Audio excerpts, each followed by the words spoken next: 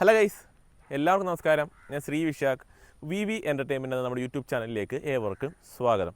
അപ്പോൾ ഇന്നത്തെ നമ്മുടെ കണ്ടൻറ്റ് എന്ന് പറയുന്നത് അങ്ങനെ ഭയങ്കര പ്രാധാന്യമുള്ള കണ്ടൻറ്റ് ആണോ എന്ന് ചോദിച്ചു കഴിഞ്ഞാൽ അല്ല.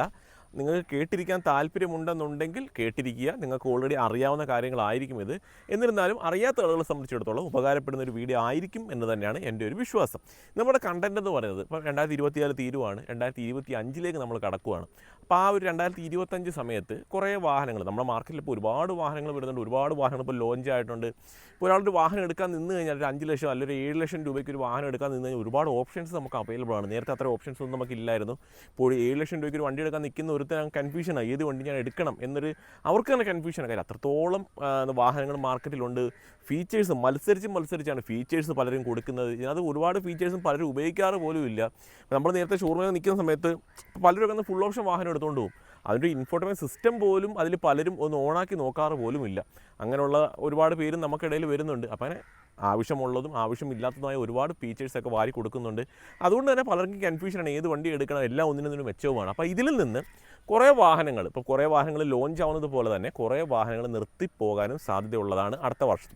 അപ്പോൾ അങ്ങനെയുള്ള കുറച്ച് വാഹനങ്ങളാണ് നമ്മൾ പറയാൻ പോകുന്നത്. നിർത്തിപ്പോകുന്നത് മാത്രമല്ല, പ്രാക്ടിക്കലി അത് വാങ്ങുന്നതിനോട് എൻ്റെ ഒരു അഭിപ്രായമാണ് ഞാനീ പറയുന്നത്, മറ്റുള്ളവരുടെ അഭിപ്രായമല്ല, എൻ്റെ പേഴ്സണൽ അഭിപ്രായമാണ്. ഞാനീ പറയുന്ന അഭിപ്രായങ്ങൾ പലർക്കും യോജിക്കാം അല്ലെങ്കിൽ വിയോജിപ്പ് കാണും. അങ്ങനെയുള്ള കുറേ കാര്യങ്ങളൊന്നുണ്ട്. എൻ്റെ ഒരു അഭിപ്രായമായിട്ട് മാത്രം കണ്ടാൽ മതി. നിങ്ങൾക്ക് നല്ലതാണ് തോന്നുന്നു എങ്കിൽ നിങ്ങളത് എടുക്കുക. ഇല്ലെന്നുണ്ടെങ്കിലും പ്രശ്നങ്ങളൊന്നുമില്ല. എൻ്റെ ഒരു അഭിപ്രായം മാത്രമായിട്ട് കണ്ടാൽ മതിയാവും ഇത്. അങ്ങനെ കുറേ വാഹനങ്ങൾ ഇപ്പോൾ നിർത്താൻ സാധ്യതയുണ്ട്. അതുപോലെ തന്നെ കുറേ നെഗറ്റീവ് സൈഡുകൾ വരുന്നുണ്ട്. നമുക്ക് നോക്കാം ഏതൊക്കെ വാഹനങ്ങളാണ് നിങ്ങൾക്ക് അടുത്ത വർഷം വാങ്ങണ്ട എന്നുള്ള രീതിയിൽ ഞാൻ പറയാൻ പോകുന്ന കുറച്ച് വാഹനങ്ങളെക്കുറിച്ചാണ് ഞാൻ പറയുന്നത്. അപ്പോൾ നമുക്ക് ടാറ്റയിലേക്ക് വന്നു കഴിഞ്ഞാൽ ഇപ്പോൾ ടിഗോർ എന്ന വാഹനം, ഇപ്പോൾ ടിഗോറിലേക്ക് നമ്മൾ വരുന്ന സമയത്ത് എന്തുകൊണ്ടാണ് ടിഗോർ പറയാനുള്ള ഒരു കാരണം എന്ന് വെച്ച് കഴിഞ്ഞാൽ, ഇപ്പോൾ അമേസ് വന്നു, സൺറൂഫും ഒരുപാട് ഫീച്ചേഴ്സും 5 സ്റ്റാർ റേറ്റിംഗ് ഒക്കെ ആയിട്ട് 6 എയർ ബാഗ് ഒക്കെ ആയിട്ട് അമേസ് വന്നു. അതുപോലെ സ്വിഫ്റ്റ് അല്ല ഡിസയർ വന്നു. നമുക്ക് ഓറ അവൈലബിൾ ആണ്. അങ്ങനെ ആ ഒരു സെഗ്മെൻറ്റിൽ ഒരു 3-4 വാഹനങ്ങൾ നമുക്ക് വരുന്നുണ്ട്. അപ്പോൾ ഈ ഒരു വാഹനങ്ങളെല്ലാം എടുത്തു കഴിഞ്ഞാൽ ടിഗോറിലേക്ക് നമ്മൾ വന്നു കഴിഞ്ഞാൽ എനിക്കൊന്ന് 2017 സമയത്താണ് ടിഗോർ ലോഞ്ച് ആവുന്നത്. അതിനുശേഷം 2 വർഷത്തിന് ശേഷം കണ്ടാണ് ഒരു അപ്ഡേഷൻ അവർ കൊണ്ടുവന്നത്. അതിനുശേഷം നിലവിലത്തെ സാഹചര്യത്തിൽ പ്രത്യേകിച്ച് തന്നെ അപ്ഡേഷൻസോ കാര്യങ്ങളൊന്നും നിലവിൽ അവർ കൊണ്ടുവന്നിട്ടില്ല. കുറേ നാളായിട്ടുണ്ട് അപ്ഡേഷൻ കാര്യങ്ങളൊക്കെ കൊണ്ടുവന്നിട്ട്. അപ്പോൾ അതിൻ്റെ ഒരു കാരണം നമ്മൾ പറയുന്നത് വെച്ച് കഴിഞ്ഞാൽ ഒരു പക്ഷേ ഒരു 80% അടുത്ത വർഷം ആ ഒരു വാഹനം ഡിസ്കണ്ടിന്യൂ ചെയ്യാനായിട്ട് സാധ്യത വളരെ കൂടുതൽ തന്നെയാണ്. കാര്യം അതിൻ്റെ സെയിൽസ് ഫിഗർ നമ്മൾ നോക്കിക്കഴിഞ്ഞാൽ ഒരുപാട് താഴെയാണ് അതിൻ്റെ സെയിൽസ് ഫിഗർ കിടക്കുന്നത്. ഒരുപാട് നമ്പേഴ്സും നിലവിലത്തെ സാഹചര്യത്തിൽ ആ ഒരു വാഹനം സെയിലാവുന്നില്ല. കാരണം അതിൻ്റെ ഡിസൈനിലേക്ക് നമ്മൾ വന്നു കഴിഞ്ഞാൽ കുറച്ച് ഔട്ട്ഡേറ്റഡ് ആയിട്ട് നമുക്ക് തോന്നും. വേറെ ഒന്നും കൊണ്ടല്ല, ആ സെഗ്മെൻറ്റിലുള്ള മറ്റുള്ള വാഹനങ്ങൾ വെച്ച് നമ്മൾ കമ്പയർ ചെയ്യുമ്പോൾ കുറച്ച് ഔട്ട്ഡേറ്റഡ് ആയിട്ട് തോന്നും. ഇപ്പം ടിഗോറിൽ നമുക്ക് 2 എയർ ബാഗ് ഒക്കെ നമുക്ക് അവൈലബിൾ ആയിട്ടുള്ളൂ. ഇപ്പം അമേസ് എടുത്താലും അല്ലെങ്കിൽ ഡിസയർ എടുത്താൽ നമുക്ക് 6 എയർ ബാഗ് അങ്ങനെയുള്ള കാര്യങ്ങളൊക്കെ നമുക്ക് വരുന്നുണ്ട്. ഇപ്പം ടിഗോറിൻ്റെ ഒരു ഡാഷ്ബോർഡൊക്കെ എടുത്തു കഴിഞ്ഞാലും വളരെ ഫ്യൂച്ചറിസ്റ്റിക്കൽ ഡിസൈനോ കാര്യങ്ങളൊന്നുമല്ല വാഹനത്തിൽ വരുന്നത്. ഒരു പരിധിവരെ അതൊരു ഡിസ്കണ്ടിന്യൂ ചെയ്യാനായിട്ടുള്ള സാധ്യത വളരെ കൂടുതലാണ്. ഒരു 80-85% ആ ഒരു വാഹനം ഡിസ്കണ്ടിന്യൂ ചെയ്യാനായിട്ട് സാധ്യതയുണ്ട് അടുത്ത വർഷം. ഇപ്പം ടിഗോർ EV നിങ്ങൾ ഷോറൂമിൽ പോയി അന്വേഷിച്ച് നോക്കുക. ടിഗോർ EV നമുക്ക് നിലവിൽ അവൈലബിൾ അല്ല, കിട്ടുകയില്ല വാഹനം. അത് ഏകദേശം അത് സ്റ്റോപ്പ് ചെയ്തു ആ ഒരു വാഹനം. അപ്പോൾ അതേപോലെ തന്നെ ഈ ഒരു പെട്രോൾ മോഡലും ഡിസ്കണ്ടിന്യൂ ചെയ്യാനായിട്ട് സാധ്യതകൾ വളരെ കൂടുതൽ തന്നെയാണ്. അപ്പോൾ ആരെങ്കിലുമൊക്കെ ആ ഒരു വാഹനം എടുക്കാൻ നിൽക്കുന്നു എന്നുണ്ടെങ്കിൽ ജസ്റ്റ് ഒന്ന് മാറ്റിയതിന് ശേഷം മറ്റുള്ള മോഡൽസ് ഒന്ന് പരിഗണിക്കുക. ഇപ്പോൾ നിങ്ങൾക്ക് ഡിസയർ വേണമെങ്കിൽ ഡിസയറിലേക്ക് വരാം. കുറച്ചുകൂടി പ്രൈസ് റേഞ്ച് നിങ്ങളുടെ കയ്യിൽ ഉണ്ടെന്നുണ്ടെങ്കിൽ നിങ്ങൾക്ക് അമേസിലേക്ക് പോകാം. അഡാസ് കുറച്ച് തുടങ്ങിയ കാര്യങ്ങളൊക്കെ നിങ്ങൾക്ക് കിട്ടുന്നുണ്ട്. ഓറ നിങ്ങൾക്ക് പരിഗണിക്കുക. അങ്ങനെ 3 വാഹനങ്ങൾ വരുന്നുണ്ട്. അത് ടിഗോർ എന്ന വാഹനം മാറ്റി വെച്ചതിന് ശേഷം മറ്റുള്ള 3 വാഹനങ്ങളൊന്ന് പരിഗണിക്കുന്നത് കുറച്ചുകൂടി നല്ലതായിരിക്കും. പിന്നെ നമ്മൾ മഹേന്ദ്രയിലേക്ക് നമ്മൾ വന്നു കഴിഞ്ഞാൽ നമുക്കിപ്പോൾ സ്കോർപ്പിയോ എന്നും വരുന്നുണ്ട്, സ്കോർപ്പിയോ ക്ലാസിക്കും വരുന്നത്. എന്നിനെ കുറിച്ച് നമ്മൾ പറയുന്നില്ല, നമ്മൾ പറയുന്നത് സ്കോർപ്പിയോ ക്ലാസിക്കിനെ കുറിച്ചാണ്. അപ്പോൾ ക്ലാസിക്കിനെ കുറിച്ച് നിങ്ങൾക്കറിയാം, ഒരുപാട് വർഷം കൊണ്ട് നമ്മുടെ മാർക്കറ്റിലുള്ള ഒരു വാഹനം തന്നെയാണ്. അതിൻ്റെ ഒരു ബോഡി സ്ട്രക്ചറൊക്കെ നമ്മൾ നോക്കിക്കഴിഞ്ഞാൽ ആ ഒരു വാഹനം ലോഞ്ചായ സമയത്തുള്ള ആ ഒരു സെയിം ഒരു ഡിസൈനും ആ ഒരു സെയിം ബോഡി ആ ഒരു പാറ്റേൺ തന്നെയാണ് നിലവിലും അത് കണ്ടിന്യൂ ചെയ്ത് പൊയ്ക്കൊണ്ടിരിക്കുന്നത്. കുറേ ഫീച്ചേഴ്സൊക്കെ ആഡ് ചെയ്തു, ചെറിയ ഡിസൈൻ ചേഞ്ചസ് ഒക്കെ ഒന്ന് അങ്ങനെ പോകുന്നത് മാത്രമേ അതിനകത്ത് വരുന്നുള്ളൂ. അപ്പം അതിനെ സംബന്ധിച്ചിടത്തോളം അതിന് പ്രൈസ് റേഞ്ച് കുറച്ച് കൂടുതലാണ്. എനിക്കൊന്നത് ഓൺ റോഡ് പ്രൈസ് തന്നെ ആകെ 2 വേരിയൻസിലേ അത് വരുന്നുള്ളൂ. എക്സ്ഷോറൂം പ്രൈസ് തന്നെ ഏകദേശം 13 ലക്ഷത്തിനടുത്ത് വരുന്നുണ്ട്. അപ്പോൾ ഓൺ റോഡ് വരുമ്പോൾ ഒരു 15 റേഞ്ചിലെങ്കിലും ആ ഒരു വാഹനത്തിന് പ്രൈസ് പോകാൻ സാധ്യതയുണ്ട്. അപ്പോൾ അത്രയും പ്രൈസ് മുടക്കി നിങ്ങളൊരു സ്കോർപ്പിയോയുടെ ഒരു ക്ലാസിക് എന്ന വാഹനം ചൂസ് ചെയ്യേണ്ട ആവശ്യമൊന്നും തന്നെ വരുന്നില്ല. നിങ്ങൾക്കൊരു 1-2 ലക്ഷം രൂപ കൂടി മുടക്കാൻ നിങ്ങൾക്ക് ഉണ്ടെന്നുണ്ടെങ്കിൽ നിങ്ങൾക്ക് സ്കോർപ്പിയോ എടുക്കാൻ പറ്റും. അല്ലെന്നുണ്ടെങ്കിൽ താറിൻ്റെ 5 ഡോർ വരുന്നുണ്ട്, അല്ല XUV 700 വരുന്നുണ്ട്. അങ്ങനെ കുറേ ഓപ്ഷൻസ് നമുക്ക് വരുന്നുണ്ട്. അപ്പോൾ അത്രയും ഒരു പ്രൈസ് റേഞ്ച് മുടക്കി എടുക്കേണ്ട ഒരു ആവശ്യം അതിനകത്ത് വരുന്നില്ല. അതിനൊരു ഡിസൈൻ പാറ്റേൺ, അതൊരു ഇന്ത്യയിലെ ഡിസൈനൊക്കെ നോക്കിക്കഴിഞ്ഞാൽ കുറച്ച് ഔട്ട്ഡേറ്റഡ് തന്നെയാണ്. ഒരുപാട് ഫീച്ചേഴ്സ് ഒന്നും നമുക്ക് ആ ഒരു വാഹനത്തിൽ നമുക്ക് അവൈലബിൾ അല്ല. അപ്പോൾ തീർത്തും നിങ്ങൾക്ക് ഒരു ഒരു 90-95% നിങ്ങൾക്ക് ഒഴിവാക്കേണ്ട ഒരു വാഹനം തന്നെയാണ് സ്കോർപ്പിയോ ക്ലാസിക് എന്ന് പറയുന്നത്. പിന്നെ നമുക്ക് വേണമെന്നുണ്ടെങ്കിൽ താറിനെ കുറിച്ച് പറയാം. അപ്പോൾ താറ് നിങ്ങൾ ചിന്തിക്കും എന്തുകൊണ്ടാണ് താറ് പറയുന്നുള്ളത് നിങ്ങൾ ചിന്തിക്കും. അപ്പോൾ താറിലേക്ക് നമ്മൾ വരുന്ന സമയത്ത് ഒരു ഓഫ് റോഡ് പർപ്പസിനുള്ള ഒരു കൂടുതലും അതൊരു ഓഫ് റോഡിന് വേണ്ടിയിട്ടുള്ള ഒരു വാഹനം തന്നെയാണ് അത് വരുന്നത്. പക്ഷേ നമ്മളിപ്പോൾ ഒരു 10 പേര് എടുത്തു കഴിഞ്ഞാൽ അതിൽ 8 പേരും ആ ഒരു വാഹനം കൊണ്ട് ഓഫ് റോഡോ കാര്യങ്ങളൊന്നും പോകാറില്ല. എന്താ പറയുക, അത് മെയിനായിട്ട് അവർ ഉപയോഗിക്കുന്നത് എന്തായാലും ഒരു ഫാമിലി പർപ്പസിനൊക്കെ വേണ്ടിയിട്ടായിരിക്കും കൂടുതൽ. അത് എടുക്കേണ്ടതെന്ന് ഞാൻ പറയുന്നില്ല. അപ്പോൾ നിങ്ങളൊരു ഓഫ് റോഡ് ഇഷ്ടപ്പെടുന്ന ഒരാളാണ്, നിങ്ങൾക്ക് ഫാമിലി പർപ്പസിന് അത് ആവശ്യം വരുന്നില്ല, നിങ്ങൾക്ക് വേറെ കാറ് വരുന്നുണ്ട്, അങ്ങനെ ഉണ്ടെങ്കിൽ നിങ്ങൾക്ക് താറ് ഉറപ്പായിട്ട് നിങ്ങൾക്ക് ചൂസ് ചെയ്യാം. 5 ഡോർ താർ നിങ്ങൾക്ക് ചൂസ് ചെയ്യാവുന്നതാണ്. പക്ഷേ നിങ്ങളൊരു ഫാമിലി പർപ്പസിനായിട്ടാണ് ഒരു വാഹനം എടുക്കുന്നത്, നിങ്ങൾക്ക് വേറെ വാഹനങ്ങളില്ല എന്നുണ്ടെങ്കിൽ നിങ്ങൾ താർ ഒഴിവാക്കാനേ ഞാൻ പറയുകയുള്ളൂ. കാര്യം പ്രാക്ടിക്കലി അത് നമുക്ക് കൊണ്ടുനടക്കാൻ പറ്റുന്നൊരു വാഹനമല്ല ഫാമിലി പർപ്പസിനുള്ളവർ മാത്രം അത് ഒഴിവാക്കിയാൽ മതി. അല്ലാതുള്ളവർക്ക് അത് യൂസ് ചെയ്യാം. കൂടുതൽ അത് ഓഫ് റോഡിന് വേണ്ടിയിട്ടുള്ള വാഹനമാണ്. കൂടുതലും അത് ഓഫ് റോഡ് കൊണ്ടുപോകാറ് പോലുമില്ല. ടു വീൽ ഡ്രൈവ് വാഹനം നമുക്ക് അവൈലബിൾ ആണ്. കുറച്ച് പ്രൈസ് റേഞ്ച് അതിന് കുറവുമാണ്. ഡിക്കി സ്പേസ് വളരെ കുറവാണ്. അതുപോലെ ഇച്ചിരി പ്രായമുള്ളവരൊക്കെ ഉണ്ടെന്നുണ്ടെങ്കിൽ നമുക്ക് പുറകെ സീറ്റിലേക്ക് കയറാൻ പറ്റത്തില്ല. അങ്ങനെയുള്ള കുറേ ബുദ്ധിമുട്ടുകൾ ആ ഒരു വാഹനത്തിന് വരുന്നുണ്ട്. അപ്പോൾ ഫാമിലി പർപ്പസിനായിട്ട് നിങ്ങൾ താർന്ന വാഹനം ചൂസ് ചെയ്യാൻ നിൽക്കുന്നു എന്നുണ്ടെങ്കിൽ നിങ്ങൾക്ക് ആ ഒരു വാഹനം നിങ്ങൾക്ക് ഒഴിവാക്കാവുന്നത് തന്നെയാണ്. അതായത് ഡിസ്കണ്ടിന്യൂ ചെയ്യുന്നൊരു വാഹനമൊന്നുമല്ല, ഒഴിവാക്കാൻ പറ്റിയ ഒരു വാഹനമാണെന്ന് ഞാൻ പറയുന്നുള്ളൂ. ഫാമിലി പർപ്പസിനായിട്ട് അത് എടുക്കേണ്ട കാര്യമില്ല. നിങ്ങൾക്ക് കുറച്ചുകൂടെ പൈസ ഉണ്ടെങ്കിൽ നിങ്ങൾക്ക് താർ റോക്സ് എടുക്കാം. അത് എന്താ പറയുക, 5 സീറ്റർ 5 ഡോർ വാഹനമാണ്. അത് കുറച്ചുകൂടി സ്പേഷ്യസ് ആണ്. ആ ഒരു വാഹനം ഡിക്കി സ്പേസും റിയർ സീറ്റിലൊക്കെ നമുക്ക് നല്ല രീതിയിൽ സ്പേസും കാര്യങ്ങളും നമുക്ക് അവൈലബിൾ ആണ്. അപ്പോൾ ആ ഒരു വാഹനത്തിലേക്ക് നിങ്ങൾക്ക് പോകാവുന്നതാണ്. അപ്പോൾ താർ നമ്മൾ ഒഴിവാക്കാൻ പറഞ്ഞത് എന്തുകൊണ്ടാണ്? ഫാമിലി പർപ്പസിനായിട്ട് പറ്റിയൊരു വാഹനമല്ല താർ എന്നുള്ളത് കൊണ്ടാണ് നമ്മളത് ഒഴിവാക്കാൻ പറഞ്ഞത്. അല്ലാതുള്ളവർക്ക് ഓഫ് റോഡൊക്കെ ഇഷ്ടപ്പെടുന്നവർക്ക് ധൈര്യമായിട്ട് വാങ്ങാൻ പറ്റുന്ന ഒരു വാഹനമാണ്. അതിന് വെല്ലുന്നൊരു വാഹനം നിലവിൽ ആ പ്രൈസ് റേഞ്ചിൽ നമുക്ക് വരുന്നില്ല. പിന്നെ നമുക്കൊരു വാഹനം നമുക്ക് നോക്കിക്കഴിഞ്ഞാൽ MG കോമറ്റ് എന്ന വാഹനം പറയാം. എൻ്റെ ഒരു കാഴ്ചപ്പാടിൽ അത് അത്രയും പ്രൈസ് കൊടുത്ത് ആ ഒരു വാഹനം വാങ്ങേണ്ട ആവശ്യമുള്ളതായിട്ട് എനിക്ക് തോന്നുന്നില്ല. കാര്യം അതിനൊരു ഓൺ റോഡ് പ്രൈസ് ബേസ് മോഡലിന് 8 ലക്ഷം രൂപ വരുന്നുണ്ട്. ആ ഒരു വേരിയൻറ്റ് നമുക്ക് ഫാസ്റ്റ് ചാർജിങ് പോലും നമുക്ക് അവൈലബിൾ അല്ല. അവർ നിലവിൽ ഫാസ്റ്റ് ചാർജിങ് നൽകിയിട്ടുണ്ടെന്ന് പറയുന്നുണ്ട്. പക്ഷേ എന്നിരുന്നാലും അതിന് പോലും 2 മണിക്കൂർ റേഞ്ചിൽ സമയം വരുന്നുണ്ട്. അപ്പോൾ നിങ്ങളുടെ വീട്ടിൽ വേറെ വാഹനമൊന്നും നിങ്ങൾ ആദ്യമായിട്ടൊരു വാഹനം വാങ്ങുകയാണെന്നുണ്ടെങ്കിൽ ഒരിക്കലും നിങ്ങൾ MG കോമറ്റ് എന്ന വാഹനം ചൂസ് ചെയ്യല്ലേ.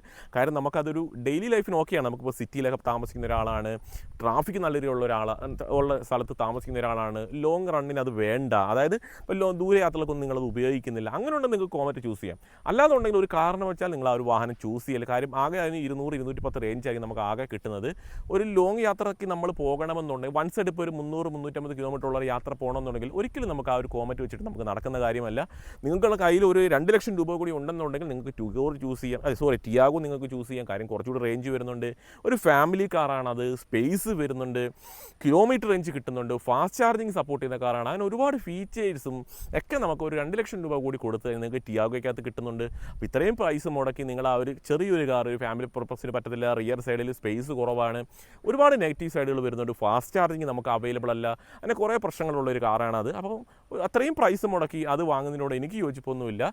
പിന്നെ നിങ്ങളിപ്പം ബാംഗ്ലൂരൊക്കെ താമസിക്കുന്ന ഒരാളാണെന്നുണ്ടെങ്കിൽ MG കോമറ്റ് മികച്ചൊരു ഓപ്ഷൻ തന്നെയാണ്. കാര്യം സിറ്റി യൂസാണ് എപ്പോഴും, പാർക്ക് ചെയ്യാൻ സ്പേസ് കുറവാണ്. അങ്ങനെയൊക്കെ ഉള്ളവർക്ക് ആ ഒരു കാർ ചൂസ് ചെയ്യാം.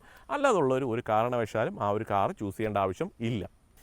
അടുത്ത് നമ്മൾ മഹേന്ദ്രയുടെ സൈഡിലോട്ടൊരു വാഹനം ഞാൻ വീണ്ടും പറയുകയാണ്. മഹേന്ദ്ര മറാസോ എന്നതാണ് അടുത്തൊരു വാഹനം. അതിപ്പം നിങ്ങൾക്ക് തന്നെ അറിയാം, പ്രത്യേകിച്ച് അപ്ഡേഷൻസോ കാര്യങ്ങളൊന്നുമില്ല, വലിയ സെയിൽസോ അതിന് വരുന്നില്ല. ആകെ എനിക്ക് തോന്നുന്നു ഒരു മാസം അത് 20 വണ്ടിയൊക്കെ റേഞ്ചിലേ വിൽക്കുന്നുള്ളൂ. പല മാസങ്ങളിലും അതുപോലും വിൽക്കുന്നില്ല ആ ഒരു വാഹനം.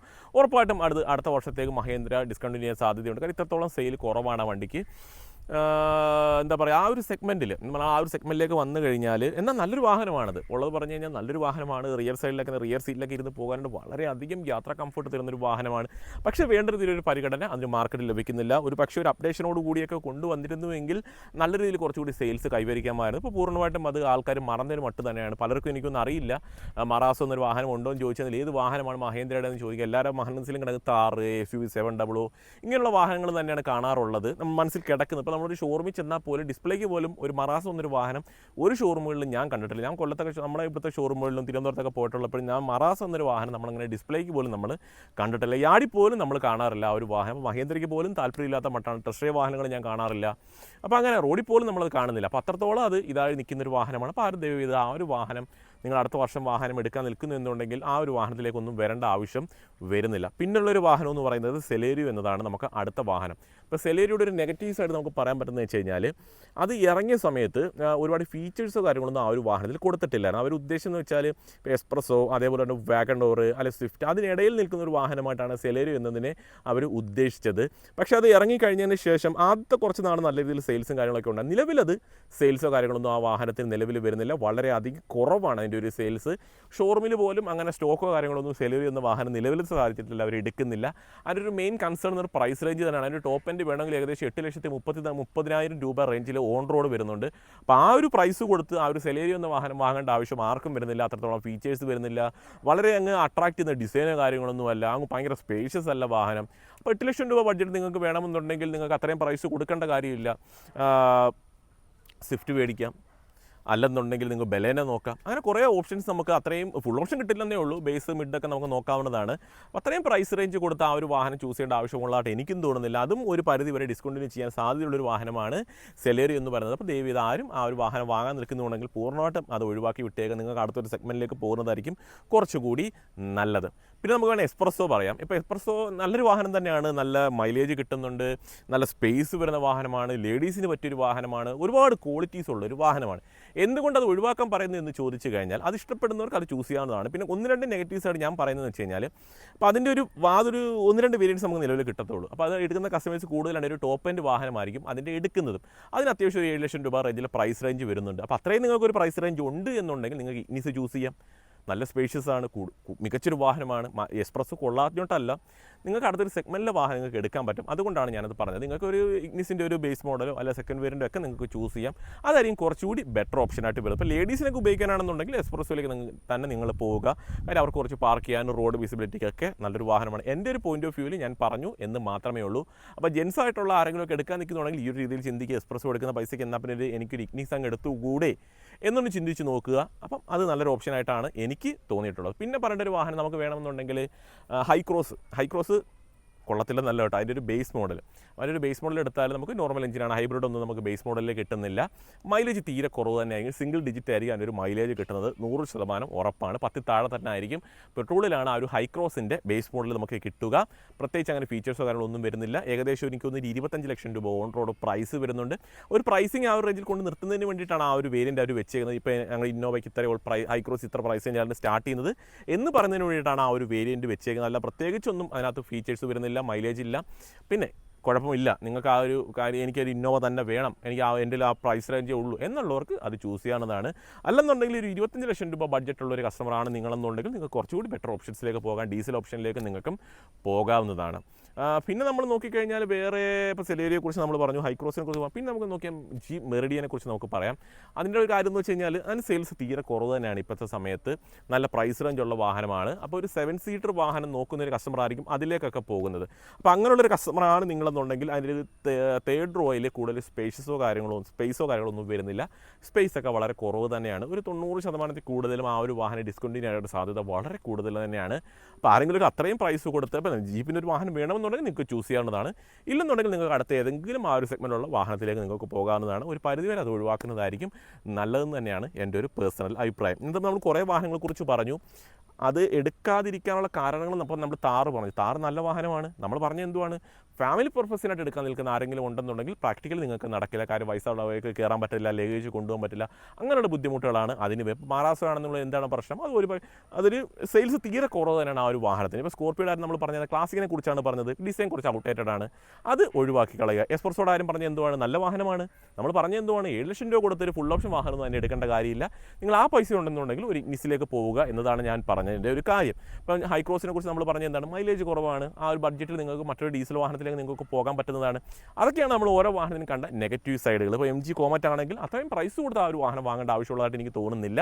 കാര്യം 1 ലക്ഷം രൂപ അല്ല 2 ലക്ഷം രൂപ കൊടുത്താൽ നിങ്ങൾക്ക് ടിയാഗോ എന്ന വാഹനം നിങ്ങൾക്ക് കിട്ടും. പ്രാക്ടിക്കലി അതായിരിക്കും കുറച്ചുകൂടി നല്ലത്. ഫാസ്റ്റ് ചാർജിംഗ് ഉണ്ട്, ലോങ് യാത്രയ്ക്ക് നല്ലതാണ്, സ്പേസ്, അങ്ങനെ കുറേ കാരണങ്ങൾ. ഇതൊക്കെയാണ് ഓരോ വാഹനങ്ങളും വേണ്ട എന്ന് പറയാനുള്ള കാരണങ്ങൾ. നിങ്ങളുടെ ഇഷ്ടമാണ്, നിങ്ങൾക്ക് ഇഷ്ടമുള്ള വാഹനങ്ങൾ മേടിക്കാം. അപ്പോൾ ഞാൻ പറഞ്ഞു എന്ന് പറഞ്ഞാൽ ആരും വാഹനം വാങ്ങാതിരിക്കേണ്ട കാര്യമൊന്നുമില്ല. എൻ്റെ ഒരു അഭിപ്രായം ഞാൻ പറഞ്ഞു എന്ന് മാത്രമേ ഉള്ളൂ. അപ്പോൾ ഇത്രയേ ഉള്ളൂ നമ്മൾ ഇന്നത്തെ ഒരു വീഡിയോ. അപ്പോൾ ഇതേപോലെ തന്നെ ഉപകാരപ്പെടുന്ന ഒരു വീഡിയോ ഞാൻ അടുത്ത ദിവസം വരും. അതുവരെ നമ്മുടെ എല്ലാ കൂട്ടുകാർക്കും ബൈ.